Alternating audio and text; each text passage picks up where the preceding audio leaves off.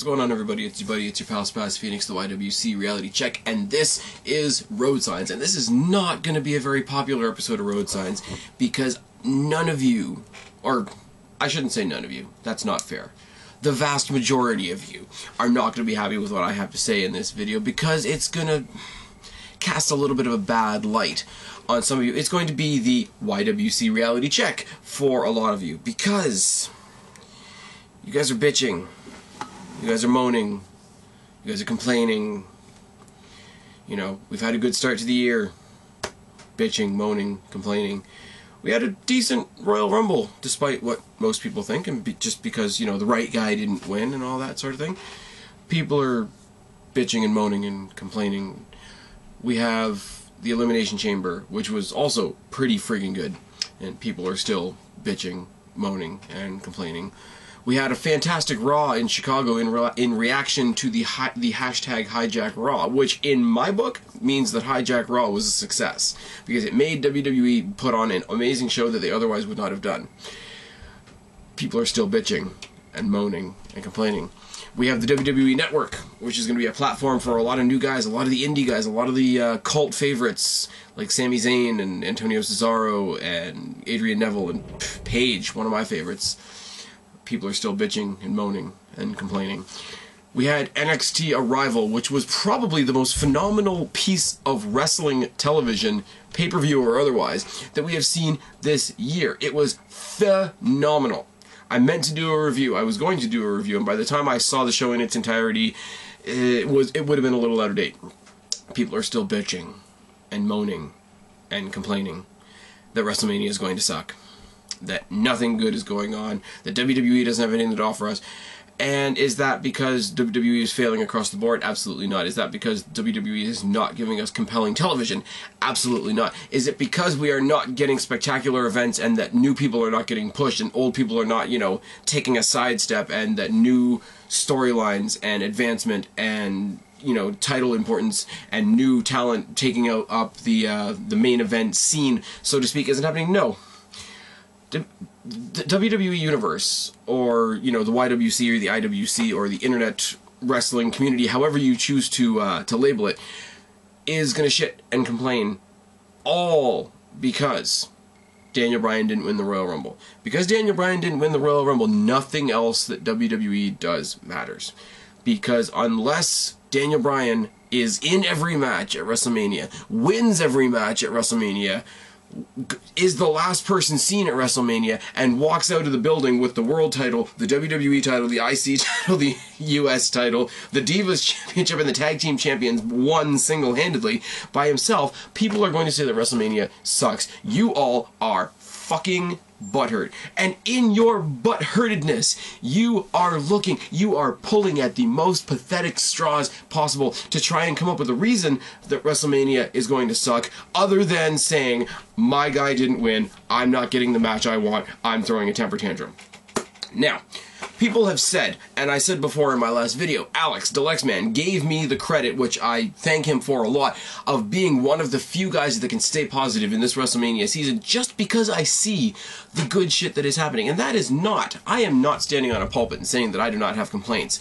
I am simply saying that because you didn't get what you want doesn't mean that everything else sucks. I am going to stand, hand on heart. There's a lot of things that are not happening in the WWE that I wish were happening in the WWE right now. Some of them are doable, some of them are not, just like some of the things you all want. Some of them are doable, some of them are not. They just chose to go in a different direction, and because the direction that they chose wasn't your direction, it's a bad direction. They could dig up Chris Benoit, and we could have Angle Benoit in an Iron Man match at WrestleMania, and you all would still say it sucked because it somehow didn't involve Daniel Bryan. That is pathetic, guys. That is absolutely pathetic. And I get it. I used to be like you. Unless my guy wins in the main event, the whole show sucked. That was a big part of my hate for John Cena. Trust me, I still hate John Cena for the multitudes of reasons outlined in Cenapocalypse, both 1 and 2. Still 2 of my favorite videos on this channel of all time, and the videos that I am the most proud of. But a big part of me not liking John Cena was, if Cena won, the guy I wanted lost. Until I realized that if you pin all your viewership and all your enjoyment of a show on did you get exactly what you wanted, you are never Never going to enjoy a show. Because the WWE writers do not sit in a boardroom and say, Spaz Phoenix wants this, and this. Let's make an entire show that's this. There's millions of wrestling fans. Are you going to sit there and wait for the John Smith episode of Monday Night Raw? For the Jane Doe episode of Monday Night Raw? No, you're not. Take the good stuff when you can get it. Obviously bitch about the bad shit. But don't sit there and say, because one minute thing that you thought was a sure thing didn't happen. And that's what it is. You all stood on your podiums before the Royal Rumble. It was a foregone conclusion. Daniel Bryan was going to destroy the Wyatt family and take a cakewalk through the Royal Rumble. You were all so sure of it, and you all walked out with egg on your faces, and that's why you don't like it. You don't like it because your guy isn't walking out with all the gold in the main event at the end of the night, and you know what? Daniel Bryan might be great. Daniel Bryan is a phenomenal wrestler, but you know what? There's a lot of people out there that will come along and say, Daniel Bryan in the main event, we can do better. I'm not saying that WWE has done better. I'm just saying that Daniel Bryan is not the be-all, end-all, God-sent, greatest thing since sliced bread that you all think he is. Is he phenomenal? Yes. Is he the flavor of the month right now? Is there a gigantic Yes Movement bandwagon? Yes, there is. But you know what? If Daniel Bryan quit tomorrow, the company would roll on. CM Punk leaving is proving that to us right now. CM Punk in the summer of Punk was the hottest thing going, and CM Punk has walked out once, came back, and has walked out again, and the company is still standing, and we're still getting WrestleMania 30. All I ask, anybody out there that's bitching about this card, the card we have coming up, the cards we've had in the past 2 months, at least admit that you are pissed off that you're not getting your way, and therefore you are pulling at straws to come up with fabricated reasons why you think WrestleMania is going to suck. Fabricated reasons to question WWE's logic on everything. Not even shit that even includes Daniel Bryan. You're gonna pick this show apart. This is your new plan. Because your boy is not on the main event of this card, you are determined, all of you, maybe 90% of you, if I'm being conservative, are determined to tear this show down because your guy's not at the top. If your guy's not at the top, you're going to tear this thing down to its foundation. And that is fucking bullshit. And it's petty, and it's childish, and you know what? It's sad. It's really, really fucking sad. And it makes me question the pride that I normally walk around with on my shoulder for being a part of this community, for being a part of the pro wrestling fan universe, whatever label you want to put on it today. I'm going to give you some examples. There's a lot of things going on in the WWE right now that I want, or that are not going on in the WWE right now that I want. Just off-the-cuff examples that I wrote off earlier today. I would love it if Ziggler, Alberto Del Rio, The Miz, and Cody Rhodes were getting the push that they deserved. That's not happening. I would love if we had more women's wrestlers and less Barbie dolls. We don't. We have a phenomenal Divas Championship, but they've got a lot of spaces to go. I do wish we had Punk back, quite honestly. If we had to trade CM Punk for Daniel Bryan, I would make that trade in a second, because in the long run, Punk is going to do more. You don't want to hear that. You don't want to admit it because he's the flavor of the month. But you know what? It's just true. I want Jeff Hardy back. Maybe that's because I'm a mark for Jeff Hardy. Maybe that's because I think he's got a little bit left in him. But me, personally, just like you, personally want Daniel Bryan to be the champion and dominate everybody like John Cena usually does. You complain about John Cena, but yet you all out there right now want Daniel Bryan to have the John Cena treatment. Do you not? Oh, yes. I would love to see Edge versus Hardy versus Punk one more time. That's not going to happen. Edge has got a fucked up neck, Hardy's on drugs, and Punk just walked out of the company. Oh yes, I would love to see more adult programming with balls, but no, WWE doesn't have the balls to give us that. I would love chair shots. I would love more blood. I would love profanity. Profanity's not going to happen because of the PG rating. The other shit isn't going to happen because Chris Benoit was a fucking idiot and killed his family. Moving on. I would love Cena, Rey Mysterio, Big Show, and Sheamus to take a 6-month sabbatical all at once so that the people that deserve spotlight could get a little bit more spotlight. But you know what? They don't even have to, because that's already happening, guys. You don't need to admit it. You don't need to, completely kick John Cena off the show. And this is me saying this, guys. This is me. I have been one of the foremost outspeakers of John Cena, get the fuck out of the company. But you know what? Despite John Cena being there, despite Sheamus being back, despite the Big Show still being a thing, and despite Rey Mysterio limping his overhyped ass to the ring every couple of Monday Night Raws, the guys that deserve to get pushed are getting pushed. I would love to see these guys take a 6-month sabbatical so that could continue, but it's already happening. I would love to see less goofballs like Santino Marella and Kofi Kingston, but you know what? Even they aren't doing that much damage right now. I would love to see, after NXT Arrival, I would love to see people like Paige and Neville and Zayn on Monday Night Raw this coming Monday. But you know what? That's not going to happen. And you know what else? That's okay. I would love to see Paige versus AJ this coming week on Raw. It's not going to happen, but I'm not going to boycott the show. I'm not going to hijack Raw, even though Hijack Raw did a lot of fantastic things. I'm not going to turn off. I'm not going to come up here and bitch and say that all of Raw sucked just because I didn't get to see AJ versus Paige. AJ versus Paige is going to build. Paige is going to come to Raw. There's no denying that. I know it's coming. It's going to be fantastic, and when it does happen, I will come up here and celebrate. But until it does, I'm not going to be like Eon Izzle and say that every Raw is a fail until they debut Dean Ambrose. Eon Izzle can go fuck himself. Mark Pearson is another one who's, oh, you don't treat Emma the right way. She's been here a whole 2 weeks. You should be showing her all kinds of respect. Go fuck yourself, Mark. Honestly, fuck yourself. Eon can go fuck himself. John can go fuck himself by association. Sami Zayn, Adrian Neville, they would be fantastic to see on Raw this coming Monday. They're not going to be on Raw, I guarantee it, this coming Monday, but they are going to be on Raw eventually. If they came to Raw this week, what would be my next thing? I would go on to another wish, another want, another desire, and whatever, and Adrian Neville and Sami Zayn and Paige and anybody else that I could request would be gone, would be passed. They would be overlooked because, okay, I achieved this, now I want the next thing. Daniel Bryan wins the title at WrestleMania, becomes the champion, gets the John Cena treatment. You all, every single one of you will hop on the next bandwagon. Every single one of you will reach into that ice cream tub and look for the new flavor of the month. Will you not? This is what I'm saying, and this is why I say, you know, you guys aren't getting your way, so you're finding little strings to pull at to try and make it look like WrestleMania sucks. So, I've got a list of your bitches. I've been paying attention.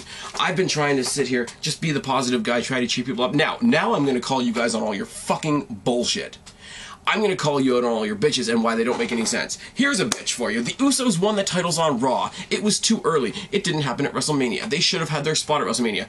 Usos have been here for a long-ass time. Usos, truth be told, should have been the tag team champions a long time ago, should they not? They hung with the best for months. They hung with the Wyatts, they hung with the Shield, they hung with the Rhodes Brothers, PTP when they were a thing, the Real Americans, and always looked strong. The New Age Outlaws, as much as I'm a fan of the New Age Outlaws, that was a transition. They took it from the Rhodes Brothers, who were faces, to the Usos, who were faces. New Age Outlaws did that job, and now you're going to get to see the Usos either against New Age Outlaws again, which admittedly will not be that great, or some other phenomenal tag team. They will have a better match at Mania. They will have a better match at Mania than defeating two guys that are old. And this, I tell you guys, I tell you this honestly from the bottom of my heart, Attitude Era fan right here, for me to say that the Outlaws are past their prime and they are old and I would rather see somebody else at WrestleMania, does something to me as a fan. It hurts because I'm a huge fan of theirs. I still mark when I see them now. You know, Road Dogg doesn't have the dreads anymore. Billy Gunn's not as fast as he used to be anymore. They're not part of DX anymore because DX isn't a thing anymore. But they are still the New Age Outlaws and I still mark. So I will swallow my pride and I will say that anybody else that they face at WrestleMania will give them a better match than this. Like who, you say? You could have a respect match between them and the Rhodes Brothers because they and the Rhodes Brothers together teamed up to take on teams like the Shield, teams like the Wyatts, teams like the Real Americans. There could be a respect there. They could go against the Real Americans, which would be another fantastic thing. They're from the Isle of Samoa. Zeb Colter could come out and say that they're not Real Americans or something along those lines, and the story would write itself. Fantastic athletes like Cesaro and the Usos, and Jack Swagger, who you guys know I'm not even a fan of, really, but in the team with Cesaro, with Zeb Colter, with a great story behind it, and the natural athlete that Jack Swagger is, the match would be phenomenal, and it would be a better match for the Usos to retain their championships against this up-and-coming, strong, brutal team than against two old guys who may or may not be able to get it done at the biggest dance of the year, at the 30th anniversary of the biggest dance of the year. Put them up against the Real Americans, put them against the Rhodes, you know, if they weren't doing other things with the Shield, as you put them up against the Shield team. But you know what? They are very, very likely to go up against one of those teams, because there's no way that WWE is going to break up the Shield and the Rhodes Brothers and the Real Americans and have all of those play out as separate stories at WrestleMania. So any of those are a good option. You know what option I like the most is the one team, you know, former NXT Tag Team Champions, haven't even had a shot at the WWE World Tag Team Champions just yet. Usos versus the Wyatts. Please tell me why either having a fantastic match with the Wyatts or defending successfully against the Wyatts wouldn't be a better option for the Usos at WrestleMania than going up against the New Age Outlaws for a, what, 5th or 6th time between the singles matches they've had on SmackDown and the tag team matches they've had at Elimination Chamber and on Raw. It'll be played out by the time WrestleMania gets here. They've given us something. They've given us a little bit of momentum, a little bit of build, a little bit of, you know, something for the Chicago crowd, you know, champions that they want versus, you know, washed up guys that they don't want. They've given us every opportunity to have a better tag team match at WrestleMania. Any one of those options represents and boosts the tag team division a lot more, and I will say it again, it hurts my fan self to say this, better than the Outlaws would. They will make more contributions than the Outlaws would at WrestleMania, and they're a great, energetic, fast-paced, fan-followed team to get behind. And they deserve it. And you know what? When somebody deserves something, fuck off when they get it. Just, you know, it's like Daniel Bryan getting his comeuppance against the Wyatt family. You know, it would have been cool to do that at a pay-per-view, but it happened at the end of Raw, and you guys all fucking marked. Jeff Hardy, bringing it back to myself, did not win his first title at WrestleMania. He didn't even win it at SummerSlam, Survivor Series, the Royal Rumble, or King of the Ring. I think he won it at Armageddon, which is the B-est of B pay-per-views. But you think I gave a shit at the time? No, that's my guy. He's wearing gold. That is what I care about. Stop getting bogged down on fucking semantics, because it just proves, once again, that you are looking for any string, any thread, any morsel that you can pull off to try and make WrestleMania look bad. And it is sad. All of you out there, it is sad that you are struggling and fighting, and it is your goal in life right now to not enjoy WrestleMania. Think about that for a second. Here is a big one. Daniel Bryan is fighting Triple H, and he's not in the title match. I've heard people most recently say the only thing that makes sense is for Daniel Bryan to go to WrestleMania, beat the fuck out of Triple H, basically have a squash match against Triple H.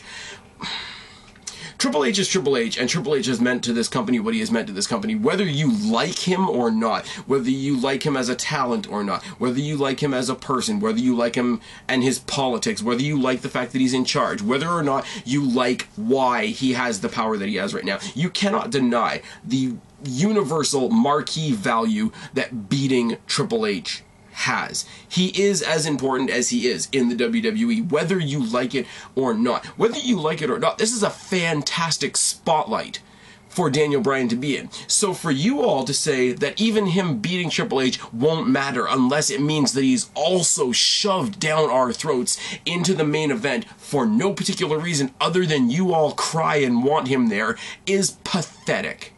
If any other superstar got that, if John Cena got that treatment, you guys would be catatonic and shitting your pants.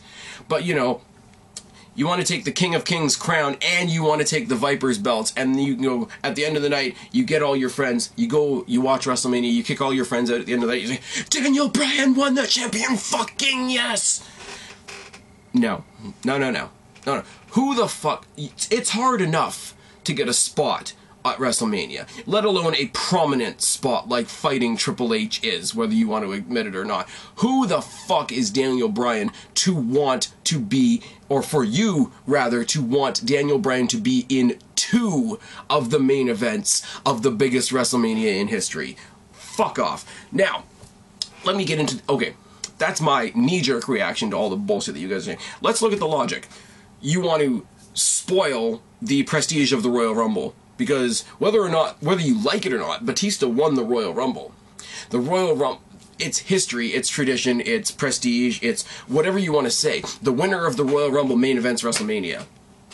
the Elimination Chamber has become that last bridge into WrestleMania. Now, whether or not the match was done well, whether or not the match was overbooked to hell, the bottom line is that Randy Orton won the Elimination Chamber. So unless you want to completely make the Royal Rumble and Elimination Chamber irrelevant, keep Daniel Bryan away from the fucking main event at WrestleMania, because kayfabe-wise, logic-wise, story-wise, build-wise, whatever frame of logic you want to use, he hasn't earned it. He hasn't earned it. And if anybody else got shoehorned into that spot at WrestleMania for no good logical reason, you guys are all the types of fans that would be the first ones to shit all over it. So why is it okay for your boy? Because you're hypocrites? Oh yes.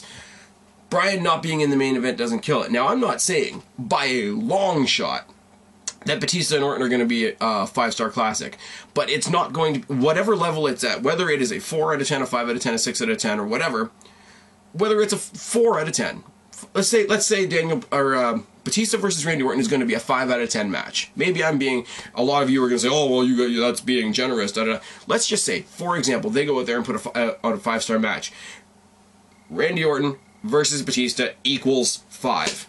Now, if you write on the other side of that, in brackets, and Daniel Bryan wasn't in it, that does not automatically chalk it down to a 1. Just like Daniel Bryan not being in the Royal Rumble does not sully the efforts of 30 other fucking superstars that busted their asses for an hour. Go fuck yourself. Bryan, okay, and here's where the logic kicks in, and here's where you guys don't want to see logic. The story of Daniel Bryan, the underdog, isn't a Randy Orton versus Daniel Bryan story. It is a Triple H versus Daniel Bryan story that has gone on maybe a good month of build before Randy Orton even became champion. Not only that, in this story there's been a lot of people knocking on Daniel Bryan's door. Orton, Batista, Kane, Wyatt, Harper, Rowan, Ambrose, Rollins, Reigns. And why have they all been going after Daniel Bryan? Because of the orders of not Randy Orton, of Triple H. Oh yes, the story is a 6-month story of Daniel Bryan versus Triple H. And you know what the other thing is? There's a third option you guys haven't even thought of that would be a hell of a lot worse. Yeah, Triple H is the Authority, and Randy Orton is the Authority's main tool. The other main tool that the Authority has used against Daniel Bryan is Kane. And the temptation for the WWE to book to book Daniel Bryan versus Kane at WrestleMania is almost too good to be true, because the story between Kane and Daniel Bryan is a hell of a lot older than even Daniel Bryan versus Triple H. So, as much as you guys, if you take nothing else from this segment, as bad as you might think, or you might have deluded yourself into thinking Triple H versus Daniel Bryan is going to be at WrestleMania, just think. We could have another round of the implosion of shitty Team Hell No. You could have Daniel Bryan versus Kane at WrestleMania, and that would not be a main event, and your boy would be in the mid-card, and then you would be crying. So, thank your lucky stars, and just remember that it could be a lot worse. Just because your boy isn't going to walk off with 2 pieces of gold over his shoulders does not mean he's getting buried. Here's the next bitch. Orton versus Batista can't be good. Can't be good. Can't. It has been stated as fact by so many people in the YWC. This is... I was listening to the podcast, the Cool Dudes podcast that you guys know I listen to, Norm Souza, Arky Zuber, and the other guy's name I can't remember right now. Oh, Corey Erdman. 3 comedians from Toronto that have a wrestling podcast, and they said before the Royal Rumble, Orton versus Batista, booed out of the building if you main event with that. Now let me say, first of all, I don't think this is going to be a main event by a long shot. There are at least 3 other matches that could main event over top of the World Heavyweight Championship match, which isn't right, but I'm realistic enough to see that. Orton versus Batista can't be good. Now, there's a lot of good things going into this. Yeah, they weren't going to bring back Batista as a face, first of all. They knew all of you were going to cry about Daniel Bryan. So anybody else that won the Royal Rumble was going to be heel, whether they liked it or not. Batista knows this, and he's played off of each and every one of your tiers to make this anti-indie heel character, you know, sticking it to the smarks, sticking it to the indie fans, sticking it to the, you know, ROH fans and all the internet fans and all that sort of thing. And he's got this hero killer persona, this, you know, kind of like Orton's legend killer back in the day, but he's got this new hero killer persona. He took out Ziggler. He was going to take out Bryan. He'll probably, you know, do something against Cesaro at some point. If Punk was still there, he'd probably take out Punk one night. It's good because, you know what? Whether you like it or not, WWE is reacting to the reaction that you've given them. So even if you don't appreciate what Batista is doing right now, which I do because you guys gave it to him, you guys did in fact give it to him. So they are playing off of your bullshit. So you guys have created the Batista that we see on Raw every week. You guys that are crying about Daniel Bryan and nothing else will do have created the Batista that we're seeing right now. So as good or bad as he is, you can thank yourselves. You can thank the Yes Movement. You can thank #HijackRaw for creating the Batista that WWE was forced by you to give us. Oh yes, Orton is not such a clear-cut heel as one might think. Orton is constantly proving himself to the Authority, constantly being second-guessed by the Authority, constantly being reminded by the Authority, hey, we could always choose somebody else to carry our banner. It doesn't have to be you. So Orton is not the typical corporate champion.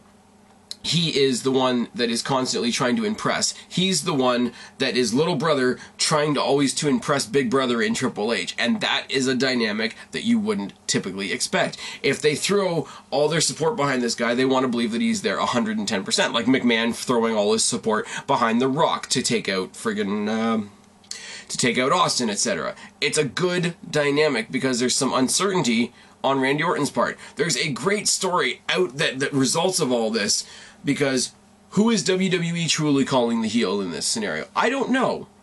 I don't know if getting into WrestleMania, Randy Orton's going to be more and more insecure and WWE's going to play it up like we should pity him a little bit, or be concerned for him a little bit, or even maybe feel bad for him a little bit because of this situation that he's gotten himself in with the Authority that he may not have even really wanted to be in.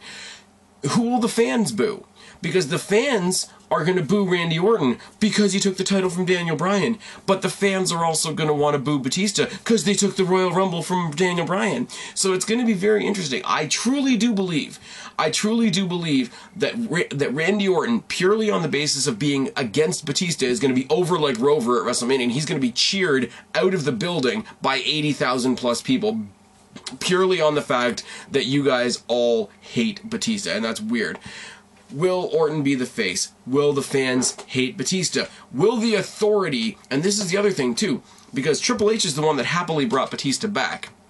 Orton is the one that Triple H gave the championship to. They've both got history. They've got history with each other. They've both got history with Triple H. At the end of the day, will Triple H turn on Randy Orton, making him a sympathetic face after WrestleMania, and hand those belts over to Dave Batista just to stick it to you guys a little harder? And if they do, you guys will boo and bitch and cry and shit on the whole card and go and be petty and call your cable companies for your money back, even though most of you stream the pay-per-view. You'll probably still try to do it. A couple of you, even you in the back. They will stick it to you, and you will have nobody to blame but yourself for all the bullshit that all of you guys are spewing right now. Oh, yes. Enough of this. Here is the biggest nonsensical bitch of the year so far. Why the hell did we have Shield Wyatts 2 on Raw? We should have saved it for WrestleMania. It was a waste. We ruined it. WWE ruined it. Da-da-da-da. And this one, I almost understand. All of you that are bitching think that WWE has to operate under your specific set of rules. We don't want to see any match more than once. This guy definitely should have gone over this guy. That's the only way it should have gone, like at the Royal Rumble. Daniel Bryan should have won the Rumble because that was the way it was supposed to go, because that was the way the internet community decided that it was supposed to go. But again, that same group of people, you people that have created these rules where a match is only allowed to happen a certain amount of times, will always make an exception for the ones that you bum, won't you? You guys made the exception a couple years ago for Daniel Bryan versus CM Punk. We had Daniel Bryan versus CM Punk 4 pay-per-views in a row, and you guys lapped it up like a cat to milk and like a dog to water because it was 2 of your guys. Now you don't get that anymore because CM Punk is gone. CM Punk is gone. You're sad, I'm sad, but we're all getting over it. You know, just the same as you all have to get over that Daniel Bryan's not going to be in the main event at WrestleMania. Oh, yes. So your next best thing was Shield versus the Wyatts. The Shield versus the Wyatts has become the new Punk Bryan. Any show can be saved by Shield versus the Wyatts. Fantastic match. 6 very, very, very talented guys. Absolutely. I loved the match at Chamber. If they had chosen to save this match until WrestleMania to debut the feud, absolutely, I would be with you guys 100%, but they didn't. They used it to boost the Elimination Chamber. And here's the thing. Why would they break up the Shield? Why would they break up the Shield? We're supposed to have this match a million more times. When I have a news flash for you, for anybody that didn't get the memo, anybody that didn't read the sticky note on your fridge door this morning, Shield versus the Wyatts was there only to do 2 things. One of them was to build Bray Wyatt up for his match against, some jobber named John Cena at WrestleMania. The other was to begin putting the cracks in the Shield. That was the only way they could have done it, because any other way, somebody would have won, somebody would have lost, somebody would have looked weak.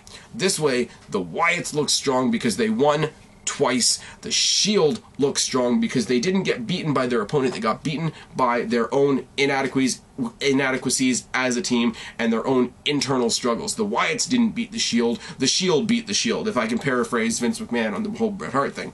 Now, you guys want to see the match again. I want to see the match again. I wouldn't mind seeing this match again if they weren't taking it on a much more logical route towards other ends. This match can happen again. This match could happen again next week, and it'll probably have the same result because the Shield is falling apart and the Wyatts are pulling together. I wouldn't mind seeing it again. At WrestleMania, there's far much more going on. The Shield are going to face each other at WrestleMania. And here's where they're doing the good thing too.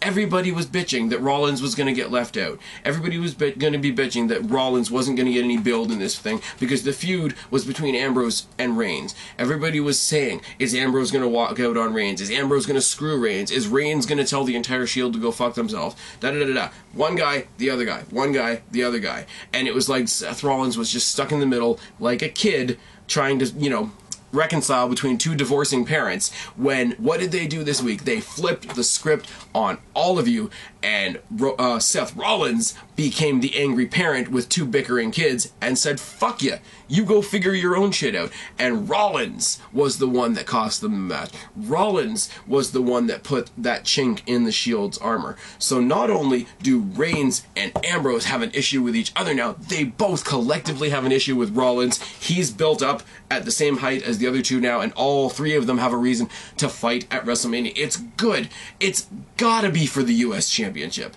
There's no way Ambrose is going to lose the U.S. Championship before WrestleMania. That is going to make the U.S. Championship look fucking mint. The Shield have been main event players and have been facing main event players since they debuted. So 3 top-notch, young, hungry, up-and-coming main eventers fighting over the U.S. title will give more meaning to that title than it has had since its inception in the WWE. You can't deny that. It lends to individual pushes. Yes, the group is great. Ambrose could be a champion. Rollins could be a champion. Reigns, as far as WWE is concerned, is going to be a champion. You can see it. You can see it the way they treat him, the way they book him, whatever.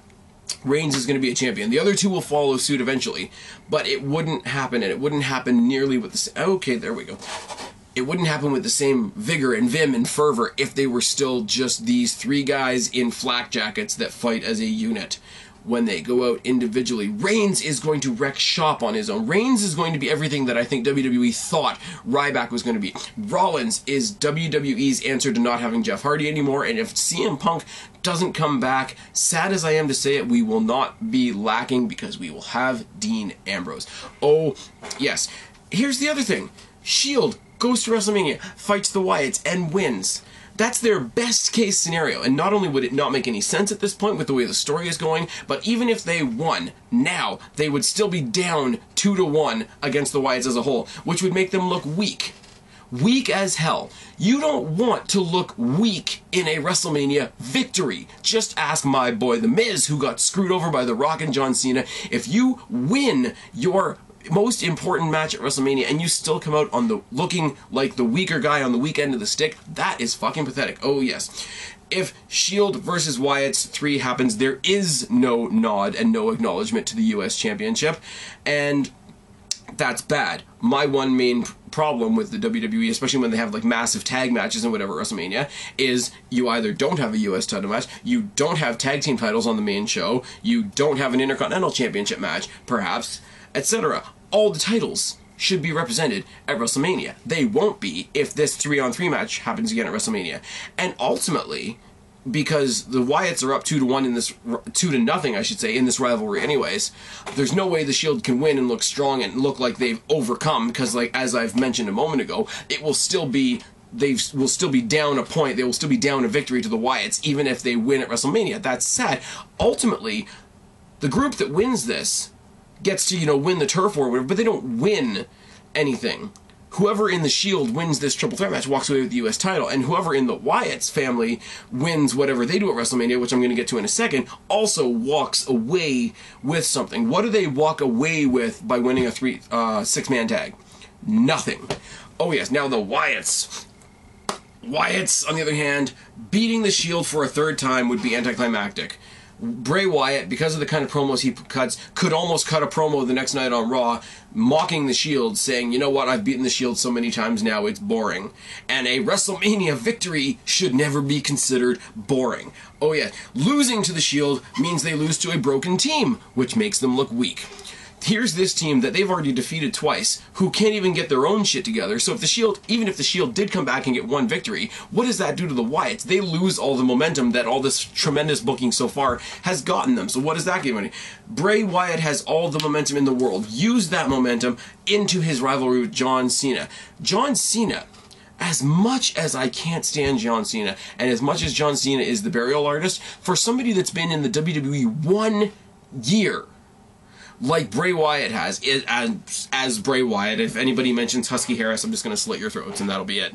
But for somebody that's been in the company 1 year to go up against their golden boy at the biggest 30th anniversary of the show of shows, puts them in a spotlight that basically anybody else in the WWE could dream to have right now. And that's not a big shot in the arm to Cena, but I am surprised that he's given that spot, and the WWE has given that spot to somebody like Bray Wyatt, unless it's a genuine acceptance and acknowledgement of the fantastic work that he's been doing. Bray Wyatt, as much as I can't say this about the Shield, Bray Wyatt could go into this match, lose, and still look fucking phenomenal.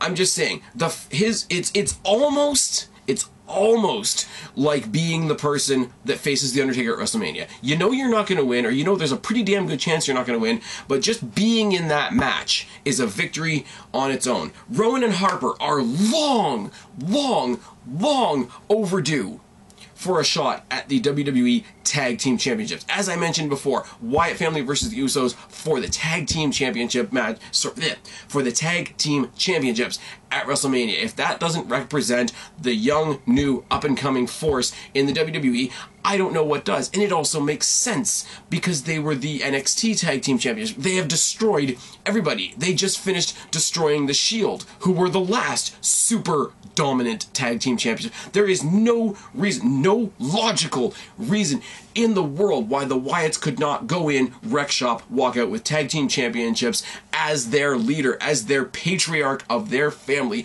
goes to war in one of the main events with John Cena. You cannot tell me that they would get any of that from defeating the Shield a third time. The Wyatts and the Shield, going in the respective directions they are going in right now, have everything to gain and nothing to lose, and that is a brilliant spot for the WWE to have put them in. I'm not sitting here trying to kiss the company's ass. I am just pointing out the obvious flaws in all of your logics out there. The Wyatts have nothing to lose. Even if they go in there, wreck shop against the Usos, and lose, the Usos are also a fantastic team. You could have that be a feud that goes on for another 6 months. Bray Wyatt, by virtue of the fact that he gets to even face John Cena at WrestleMania, is a gigantic step up. Where was Bray Wyatt at WrestleMania last year? Oh yeah, that's right, he wasn't there. He was in NXT, which at the time wasn't even on TV. That's a gigantic step. And the Shield to be the main eventers that they are and fight and give new meaning to the, possibly, I will say possibly, to the United States Championship. Phenomenal. I've speculated and I've fantasy booked that that should be a ladder match. That's a pipe dream of mine, but you know what? It doesn't even have to be, because those guys are the future. The Wyatts are the future. Everything moving forward is the future. Daniel Bryan is facing Triple H, and if Daniel Bryan wins, after you guys are done jizzing yourself, you might have to admit that you overreacted a little. Am I frustrated? Am I pissed off? Am I being probably excessively rude in this video? I am. And you know what? I make no apologies for it, because you guys are sad. Those of you that are doing this, those of you that are grasping at these desperate straws and trying to look at all this gold that you are being handed for $10 a month now and still say that it's crap. And still say, I didn't get my way. Daniel Bryan doesn't get a belt just because I like him. I didn't chant yes hard enough, so now Daniel Bryan's not the champion, and I'm gonna cry, and I'm gonna pretend that I didn't watch WrestleMania, even though everybody knows that it's bullshit. I'm gonna get a bag of tissues before I do my next video. All of you can go fuck yourself. And you know what? That's all I've got. I've spent 45 minutes explaining to you how you guys are all hypocritical, condescending, entitled assholes. And I'm done. I've been Spaz, your YWC Reality Check. Subscribe up there, talk down there, start a conversation. Try to deny anything that I've said in this video. Don't be a stranger. I'll talk to each and every last one of you, but for right now, I'm tagging out. Bye.